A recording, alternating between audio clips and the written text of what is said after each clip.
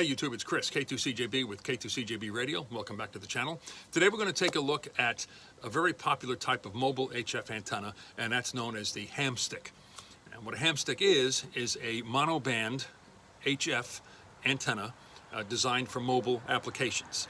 The way the antenna is manufactured is on the base. It has a 3/8 inch stud, and then there's a coil of wire inside the base of the antenna, and that connects through a ferrule up to a stinger or a whip that goes at the top of the antenna.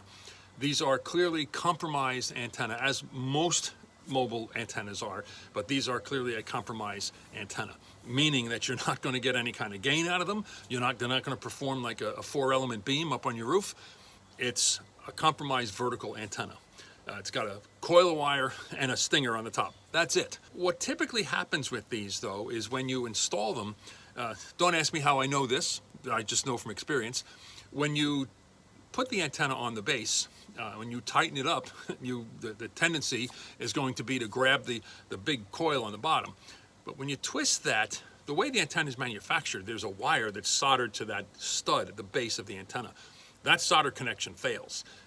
That's what's happened to my 40-meter antenna. I've tried resoldering that wire a couple of times, and it didn't really work out too well. So I've decided to replace the antenna.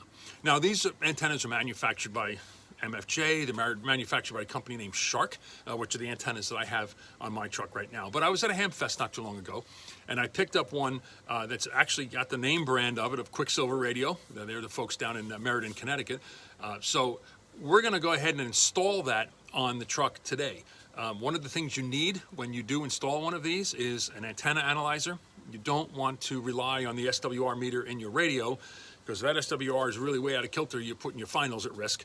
I think it's better off to just use your antenna analyzer as the sacrificial device. So let's take a look at the Quicksilver Radio version of the 40-meter ham stick. So here it is.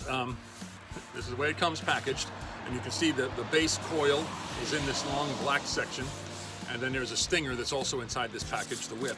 But there's something interesting about the packaging of this antenna. It says its bandwidth is 75 kilohertz on 40 meters. It's rated for 500 watts. But it's the next thing that I find interesting. It says it's factory tuned. So I'm curious to see what frequency it's tuned to. I can tell you from experience that tuning these antennas to make them resonant is a bit of a finicky process, especially on the 40-meter antenna. A little bit of movement on that whip can really swing the resonant point of the antenna all over the place. One thing you need to know too, it does say that its bandwidth is 75 kilohertz. That's not a whole lot. It's not the entire 40-meter band. Remember that the lower the frequency, the longer the wavelength, which means that this antenna, when it is set to a resonant frequency, it doesn't take much. You tune away from it and it's going to go out of resonance. So you really kind of have to be smart on where you pick where you want this antenna to operate. You can use a tuner, but I think that when you get further out of the bandwidth of this antenna, you're going to lose a lot of your power into the tuner itself. So let's take it apart and let's install it.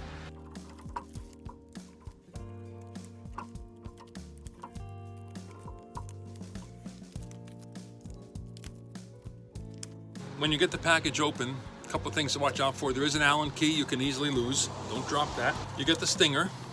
Now what's interesting is the ferrule is already adjusted to something. I don't know what frequency it's set to. When you tune these, you loosen the Allen screws on the ferrule, and then you move the whip up and down inside the coil, and that adjusts the length of the antenna. They give you a rough dimension on how long the whip should be, measured from the top of the ferrule to the top of the whip. For 40 meters, it says 28 inches.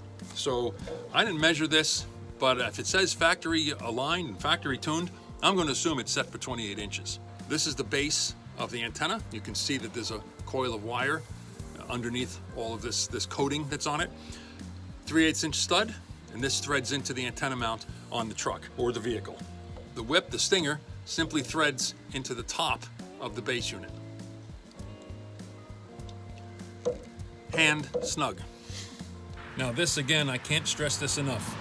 The temptation, like I said, would be to thread this in and snug it down using your hand by grabbing this base part of the antenna here. You do not want to do that.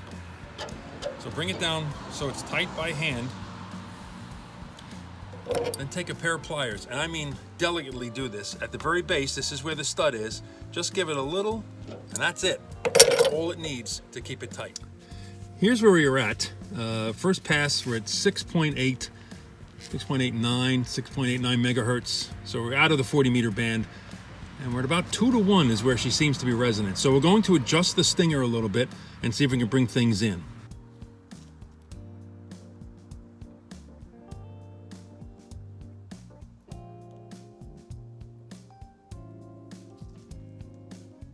Now it did take a few passes and a couple of adjustments to get me to where I am. I'm at 7.200.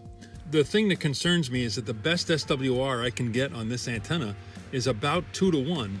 Which is not great because when we operate past 7.200, it's just going to get worse. It's not going to get any better.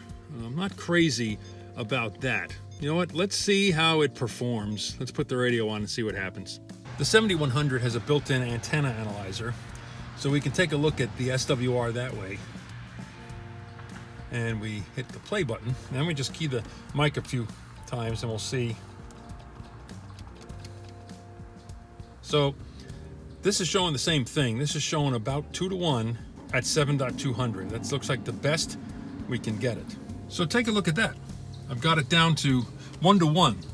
And you may be asking, well, what did you do to make that happen? Well, let me show you. There's a ham, I believe his call sign's VE6AB or VA6AB. He's been featured in QST many times. He's got a tremendous website with tons of pictures about mobile HF installations. And something he recommends installing at the base of an HF antenna in a truck is something called a shunt coil. Now what a shunt coil does is it brings the tip of your antenna to DC ground, preventing any kind of static buildup on the antenna as you're driving. Now I didn't have this installed before. I took this out when I was putting the antenna in just to set it up. But I put this all back together again, and you saw what it did for the SWR. So it gives you also a little bit more usable bandwidth on the antenna.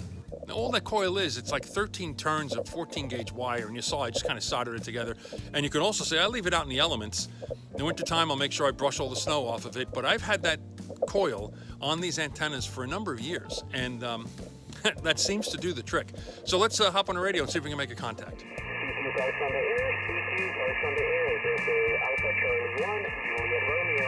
Alpha Charlie 1, Juliet Romeo, looking for anyone and where? Kilowatt 2, Charlie Juliet Bravo. Kilo 2, Charlie Juliet Bravo.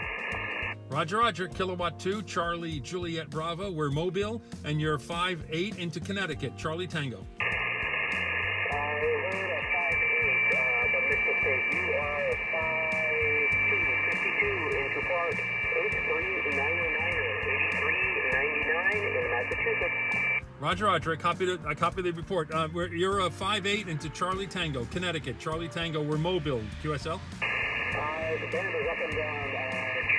Tango, Connecticut? Roger, roger, roger. All right, thank you, and have a good one. It looks like the antenna works. On its own, 2 to 1 SWR. Not great. But, you know, when you do this little shunt coil trick, it looks like it brings everything in. I don't know the physics behind it. I'm sure there is a lot of theory we could figure out, and some of the antenna gurus on watching the channel can probably make some comments below on what the shunt coil is doing, what the magic trick is. But either way, it does work. Again, we have to remember, these antennas are nothing but compromise antennas. They're not the best. They're not a 4-element up on top of a tower. You know, they're not a full half-wave vertical. Nothing like that at all. However, when conditions are right, you can make contacts with HF using these antennas. So again, they're a lot cheaper than going with a tar heel. You have to go through these kind of machinations to make it work.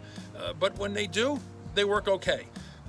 You're limited to whatever bands you can mount onto your vehicle. In my case, I've got 2. I've got 20 meters and 40 meters, which is pretty much where we operate a lot these days, right?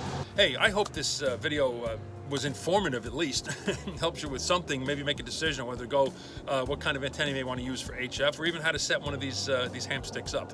So if you like the video, give me a thumbs up. That would be awesome. And would you consider subscribing to the channel? There's a whole bunch of these things I have that I've done already, and there's a lot more I know I'm going to be doing in the future. Got some more projects lined up. So again, thanks for watching, and until next time, 73 from K2 CJB.